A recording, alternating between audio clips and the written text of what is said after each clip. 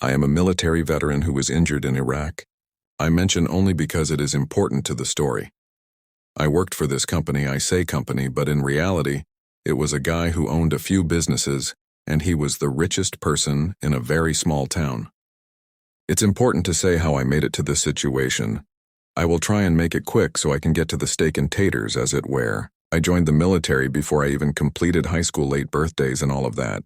I choose a military career path that I figured I would enjoy. And since I love working on things, I became a mechanic. It offered a great sign-on bonus, so that was a bonus. I went through basic, only ever spending money on necessities, so saved up quite a lot. Saved even more through advanced training for my MOS military job. By the time I was done with both, I had half of my sign-on bonus and just short of an entire year's pay in my bank account.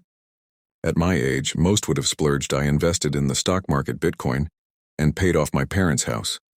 A couple of deployments, the other half of my bonus, and the only thing I really ever spent money on outside of necessities was my hot rod. Needless to say, I had some money saved up and invested it also. Long story short, when I discharged, I was pretty comfortable. Even after a nasty divorce, and don't get me wrong, I don't have stupid money, but because of the divorces, a lot of stocks were cashed out, split, and if anyone follows Bitcoin over the past 2 decades, you know how that turned out. After my divorce, I worked to recover what I lost and then just to keep busy.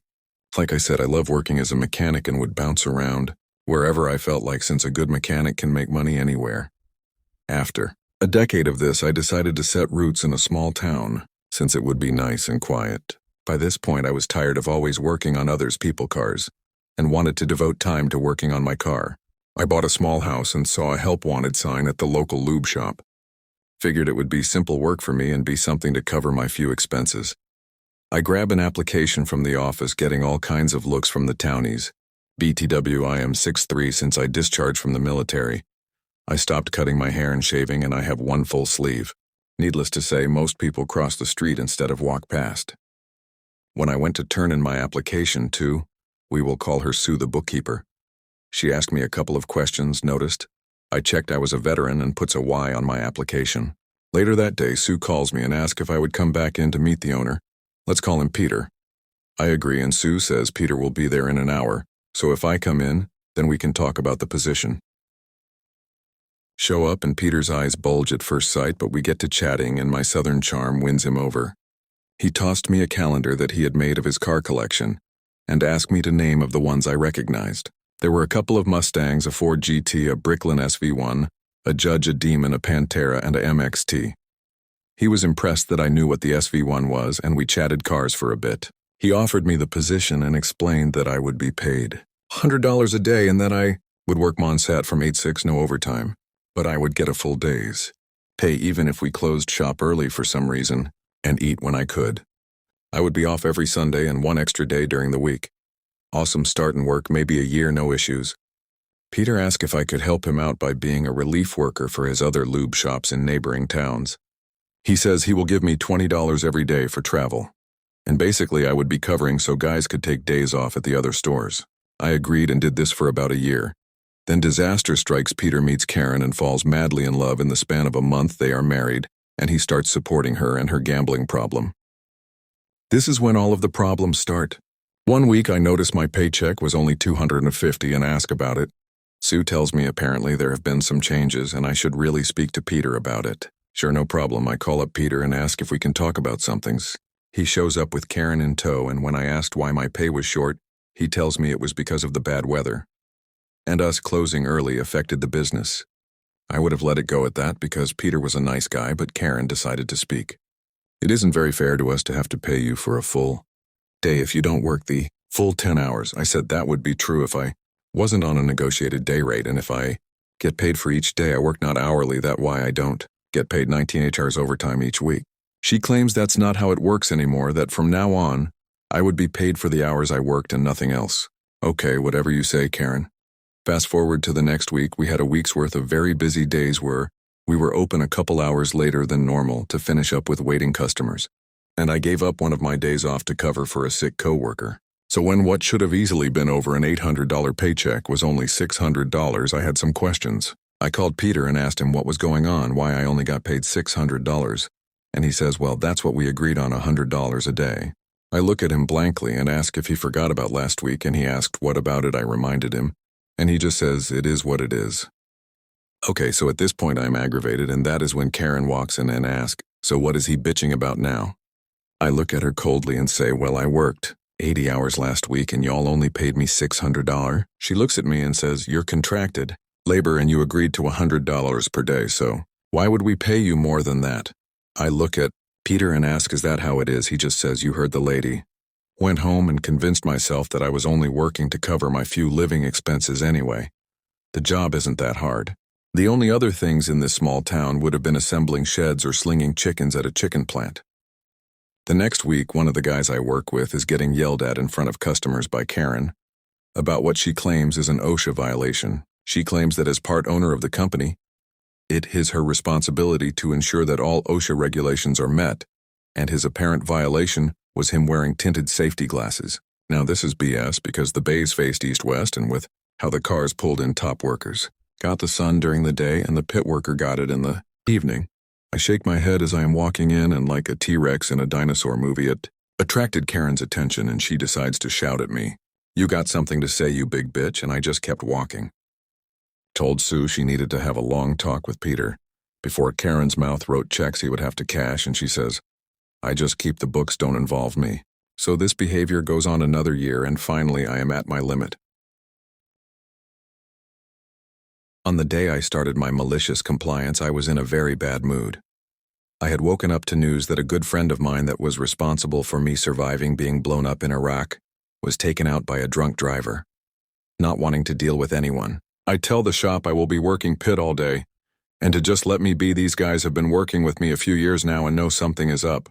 I never once thought that this would be a day that I would need to deal with Karen, since I was working at the furthest shop from the main shop, and it was in the opposite direction of the casinos.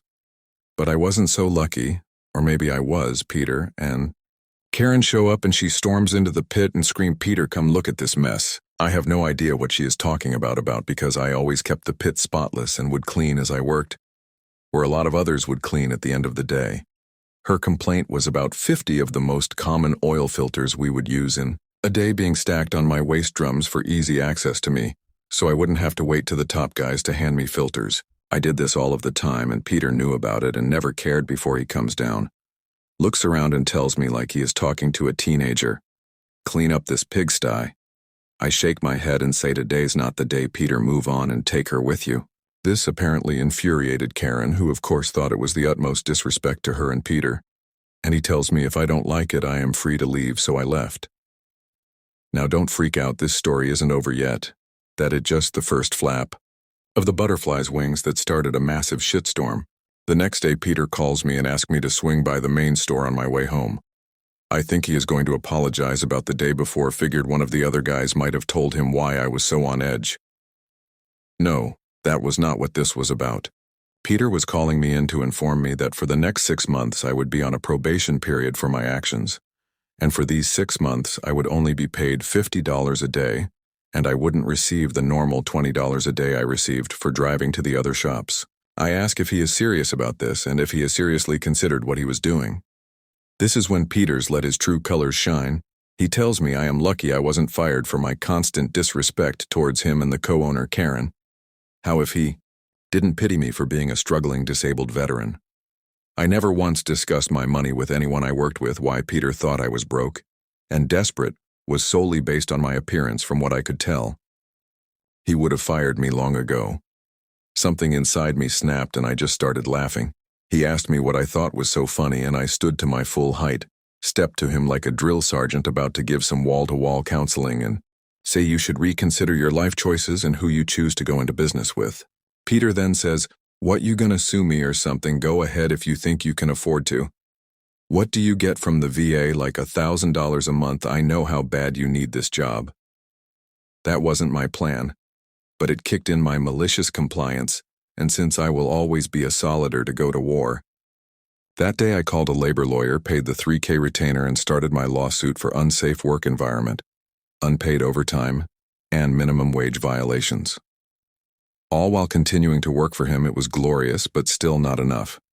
It took about the 6 months of my probation for the lawyer to get off of the paperwork together, and filed slow rolling it on my request, and this lawyer was a former Marine, so I think he had an idea of what I had in mind. After everything was ready, my lawyer filed the paperwork, and Peter and Karen were served at the main store while I was at work. They read the paperwork, and the process server for my lawyer stuck around to be a witness to what I knew would be coming. When they read that I was suing them, Karen and Peter flipped. Peter shouts, "I should kick your ass, you ungrateful piece of shit." And Karen screams, "You're fucking fired, you pussy. I bet you weren't even really in the military." The process server recorded. Everything gave it to my lawyer, who added to the lawsuit unlawful termination, because it is illegal to fire an employee, because they are suing you. The next day I opened up my lube shop car wash combo and started recruiting my former co-workers at higher pay plus commission. They also wanted to jump in on the lawsuit, and my lawyer was more than happy to add them to it. So 2 years down the gate, wrote after subpoenas to get security footage from the shops, the books going back 5 years, and sworn testimonies. We go to a mediation to settle. They offer a measly $50K to split between the 15 of us on the lawsuit, when that didn't even cover the unpaid overtime. We declined. Then our Apache came in to save the day, sent by the IRS, delivered to my lawyer because of request for the company's tax documents. Peter held each lube shop as its own individual LC, each with its own tax ID and employment record. Peter and Karen thought it would be a smart move to file for a tax credit for employing a veteran at each of the 6 shops. In their filing, they claimed that they employed a veteran, me, as a full-time employee, working a minimum 36 hours a week at rate of 12 HR.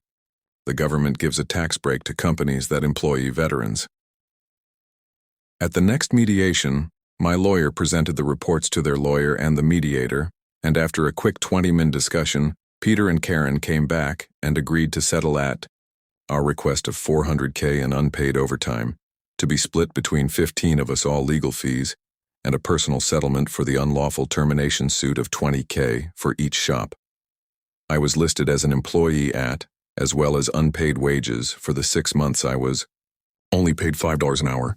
Their only demand was that we all agree to a gag order so that nothing would leave the mediator's table. Of course we signed and we took our paychecks, but somehow their tax paperwork made its way to just the right person at the IRS, and they decided to audit Peter and Karen. And an investigation was opened on them for tax fraud. I sold the shop. I opened to the guys that came over and jumped in on the lawsuit. They each paid me $8K and I washed my hands of it. I put my house up for sale and moved away. I did go back, about 8 months later, because the guy who was supposed to take care of the lawn had apparently been arrested, and the yard went a few months without being cut, before the city informed me that they were going to fine me $100 a day until it was brought to code, so I went down to mow it myself. While there, I decided to check in with my realtor to see if there was anything we could do about yard maintenance, and who do I see but little old Sue sitting pretty at the front desk. Sue couldn't speak fast enough to tell me what all had happened, and it was perfect. What I thought was an Apache turned out to be an atom bomb. Peter filed bankruptcy to try and not go broke after making a plea deal for probation for tax fraud and paying a ton in unpaid taxes. Karen took off with some dude she met at a casino. I asked Sue 2 questions: if she knew who reported the fraudulent tax paperwork to the IRS, and what happened with Peter's car collection. She told me I have no idea, and to check the parking behind the realtor's office before leaving.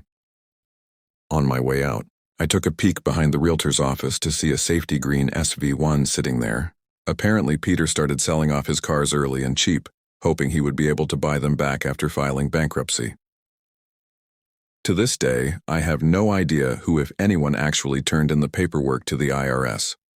My personal theory is whoever was tasked with compiling it all with their claims noticed something strange and reported it.